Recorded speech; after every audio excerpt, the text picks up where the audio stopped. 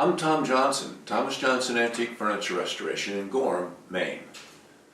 In the 18th and 19th centuries, writing slopes were very popular. Now, note in this video I refer to it often as a lap desk, and I've since learned that that's not correct. The proper name is writing slopes, thanks to my friends from Great Britain. And of course, writing slopes are still being produced today, but not in a box form.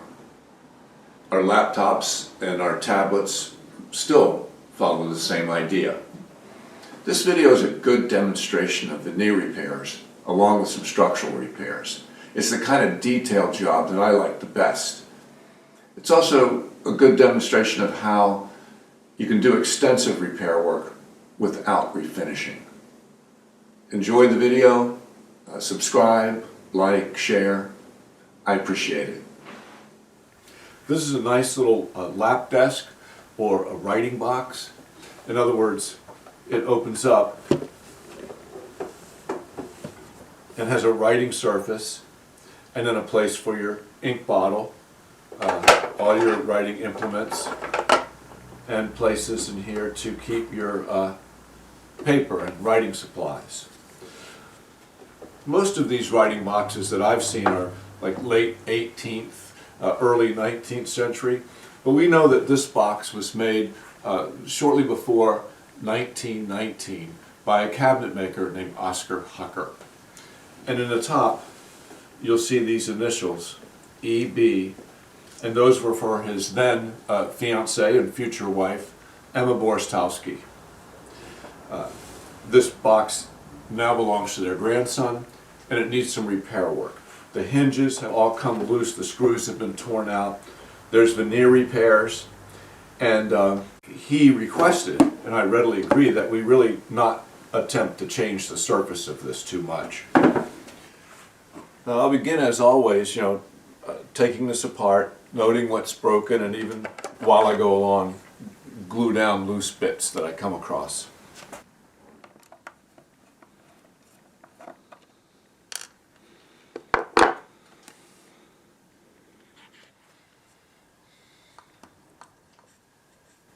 This will need a screw with a larger head.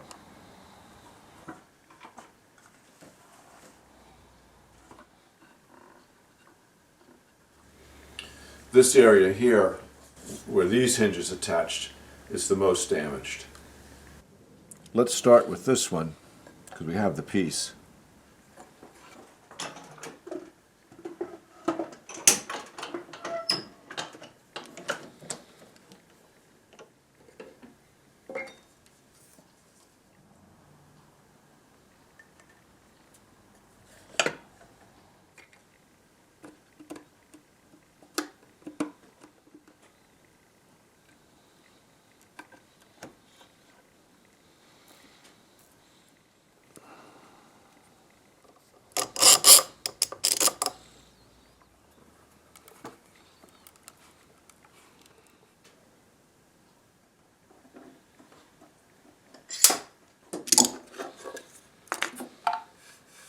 Looks good. I just got a patch in there. I feel pretty confident that this is rosewood. Let's look through the veneer, see what we got. Here's three types of rosewood. I'm pretty sure I've marked these correctly.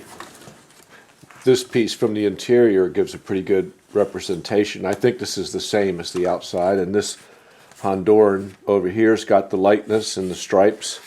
I think it'll work. I think I'll just wet this surface a little bit, just with a little bit of water. See if I can see the grain a little bit better. There's a little bit of a stripe there, stripe there. You can see that this side of the box is well, you may not be able to see, is book matched. Not real, a little bit of figure, a little bit of a cathedral pattern going on there.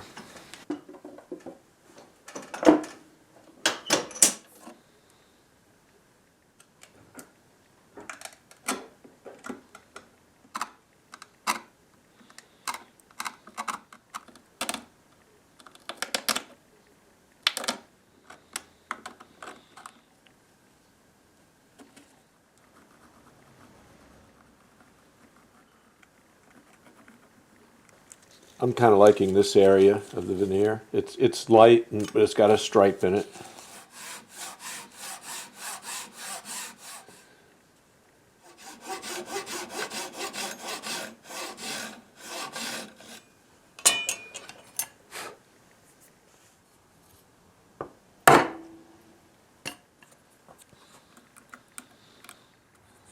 Not bad for a first cut. I think I need to take a little bit off right there.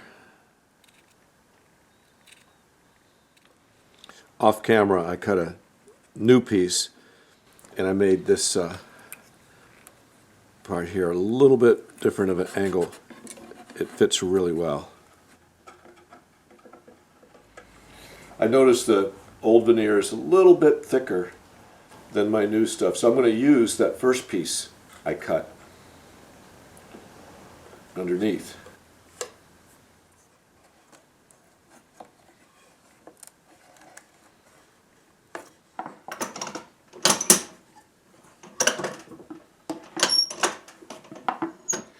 This area is so dark, but it's right below the bottom of the box I just did. I'll use the same veneer here.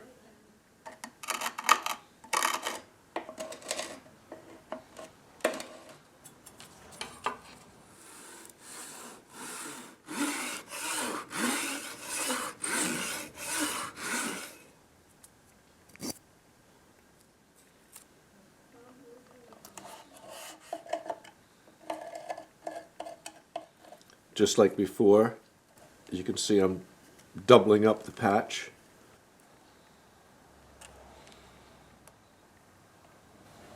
I'm putting a lot of pressure on these little patches because I really want them to be level with the existing surface.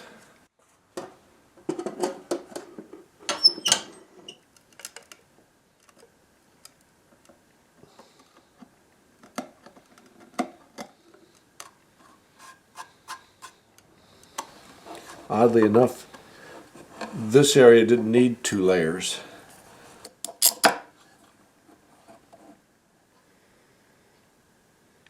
Alright, while I'm waiting, there's a piece of inlay missing on this interior writing surface. This is a box of inlay from my father's shop, which really what became my oldest brother's shop, and it was in business for 80 years. This is what I'm looking for.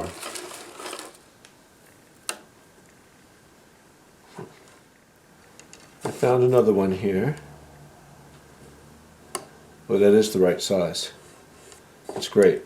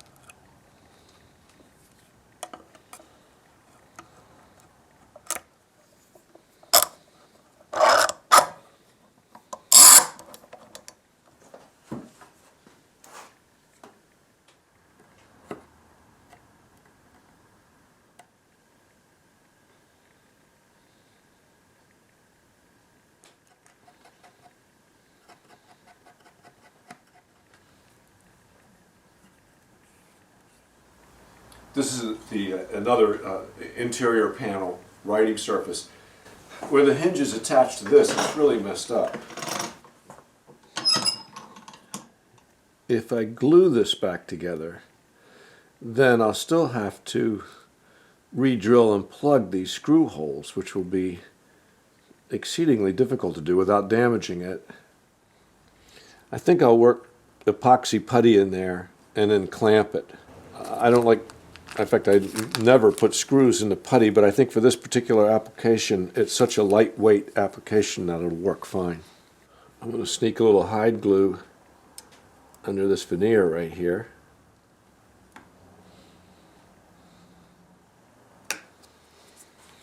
I'll do the same thing here. I'll get some hide glue down in there. Let's see if I can't get some of this putty down there.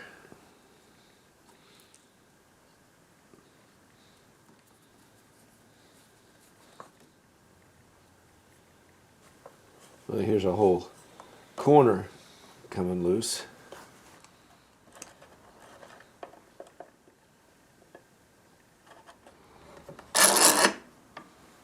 Well, I feel like I've got everything. I'm sure I'll find something else tomorrow. We'll see.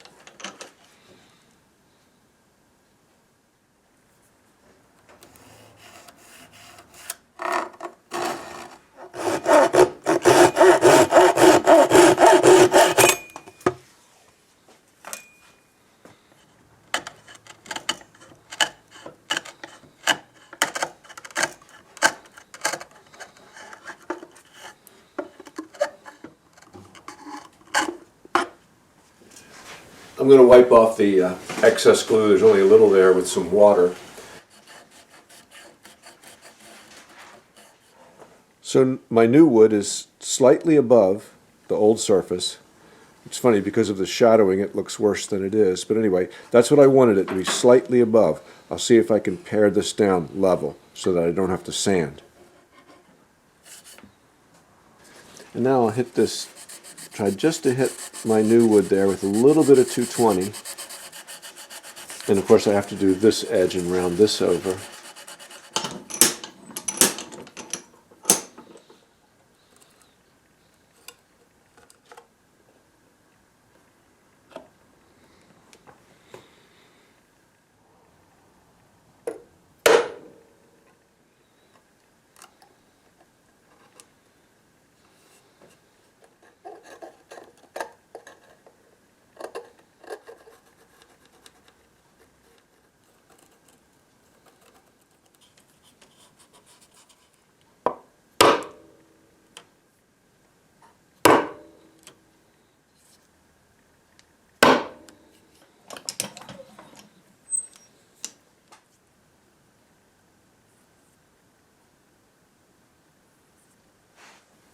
The piece broke while I was working on it. I should have left the tape on it.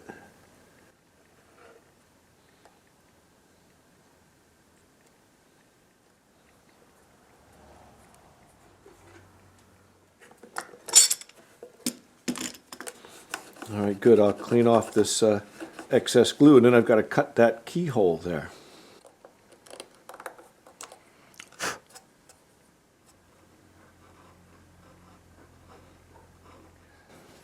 And I'll seal this area with a little bit of shellac.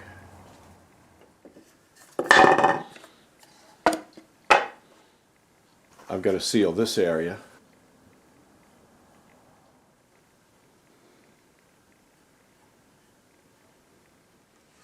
This is that inlay I glued in yesterday, and it's a little bit proud of the surface. I need to level it off.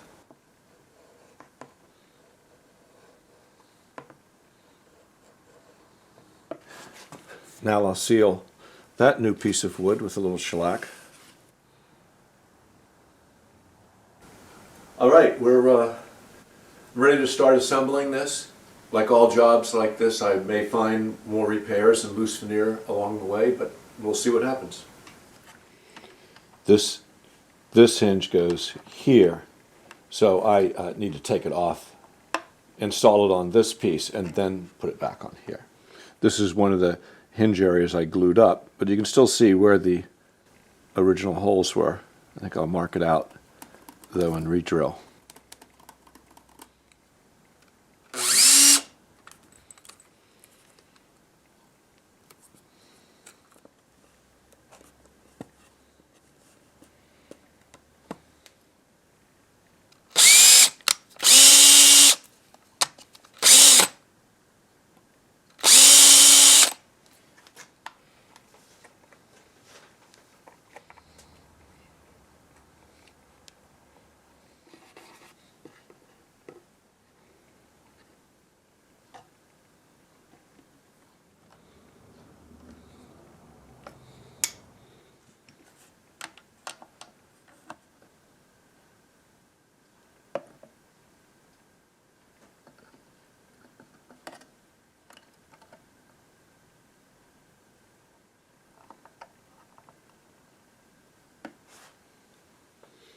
I almost forgot I'm missing some of these screws. Let me see what I got. Here I am poking through my miscellaneous screws, and I discovered on the shelf I have 3/8 number 2s, brass, right here.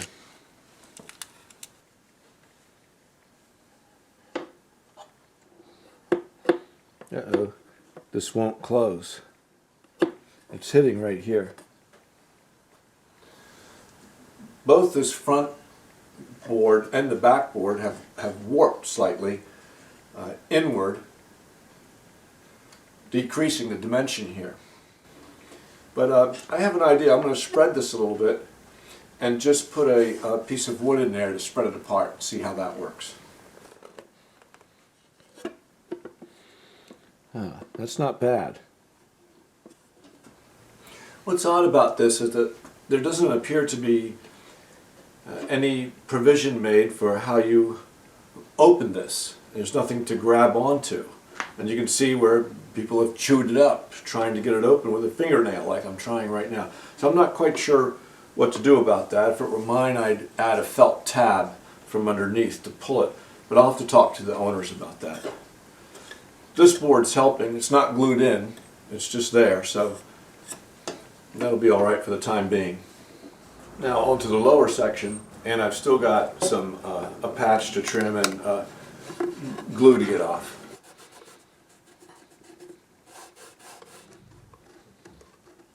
Another patch there too. Alright, so this piece goes here. This is where we fix these areas that got ripped out with epoxy putty. So I think same thing, I'll put the hinges on here first and then in the box. Alright, this is got the hinges on, ready to attach, but I realized I forgot I still have a veneer patch to do here.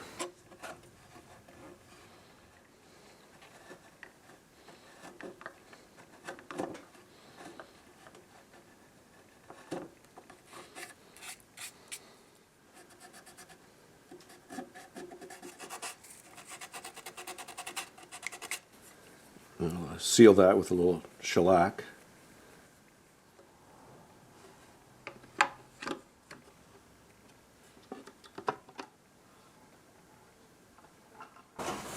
Now this is a little springy too, but at least it fits. See, I don't know what it was like before. It was broken off when it came in here. At least, I think it's good enough to close the box. It makes it easier to open that. I'm going to attach the top and see how it works.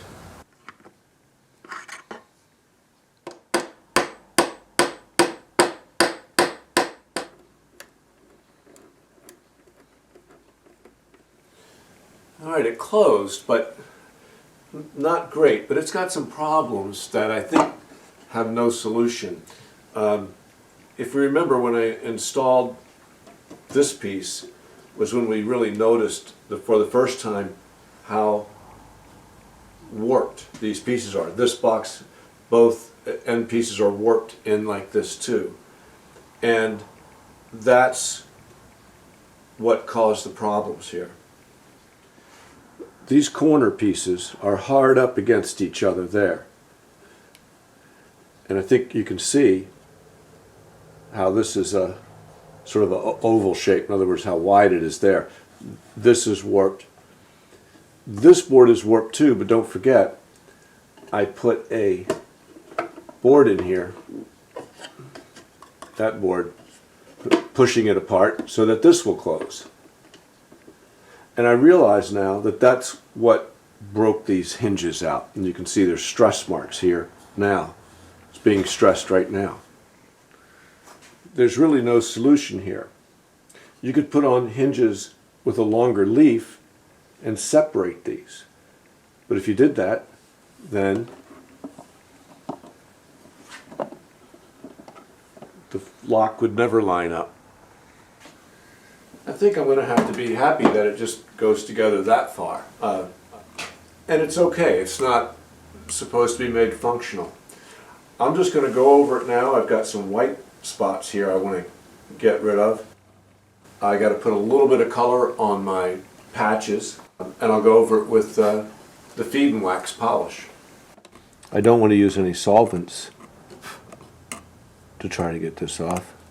I'm going to see if the polish might help loosen that up a bit. This is just a little perfect brown dye stain. I can see now that this area that I had glued flat where the hinge is now bulging out again. These hinges are being ripped out of the sides because of the warping of the sides.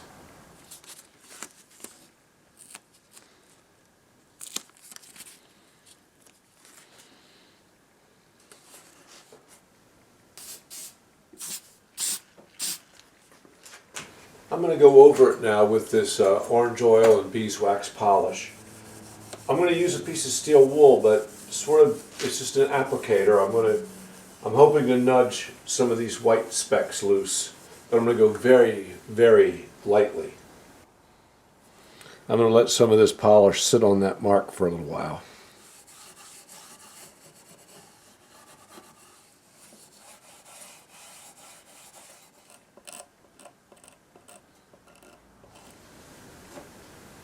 There you go. Nice little lap desk, a writing box.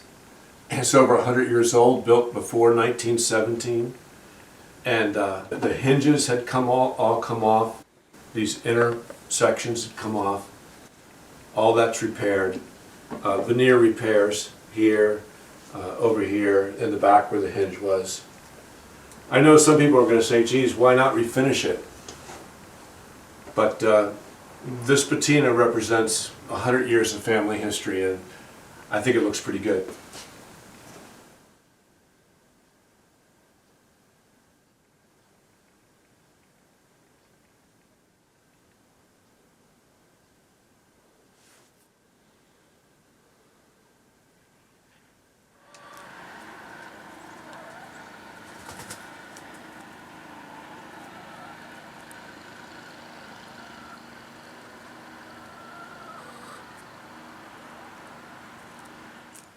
I hope you liked the video, and if you did, please subscribe and like, and be sure to hit the bell icon so that you'll be notified when I put out a new video.